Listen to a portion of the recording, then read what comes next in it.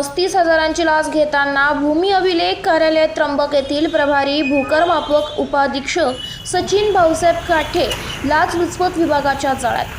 तक्रारदार यांचे मौजे अंजनेरी तालुका त्र्यंबकेश्वर जिल्हा नाशिक येथील सर्वे नंबर 199/ब मधील 40 गुंठे या क्षेत्राची मोजणी तसेच हद्द कायम करण्यासाठी काठे यांनी पंचासमक्ष सुरुवातीला 40,000 रुपये, त्यानंतर तडजोडंती 35,000 रुपये लाचेची मागणी करून सदरची 35,000 रुपये लाचेची रक्कम दिनांक 26/6/2024 रोजी पंचसाक्षीदारासमक्ष स्वीकारल्या। 35,000 रुपये लाच घेताना काठे यांना लाचलुचपत प्रतिबंधक विभाग नाशिक यांनी रंगेहात पकडले।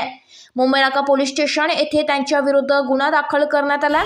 सदरची कारवाई श्रीमती शर्मिष्ठा घारगे वालवलकर, पोलीस अधीक्षक लाचलुचपत प्रतिबंध विभाग नाशिक, माधव रेड्डी अप्पर पोलीस अधीक्षक लाचलुचपत प्रतिबंधक विभाग नाशिक, नरेंद्र पवार वाचक पोलीस उपाधीक्षक लाचलुचपत प्रतिबंधक विभाग नाशिक यांच्या मार्गदर्शनाखाली स्वप्नील राजपूत पोलीस निरीक्षक, पोलीस हवालदार प्रभाकर माळी, पोलीस नाईक संदीप हांडगे, पोलीस नाईक किरण धुळे, पोलीस नाईक सुरेश चव्हाण, पोलीस हवालदार संतोष गांगुर्डे यांनी केली आहे।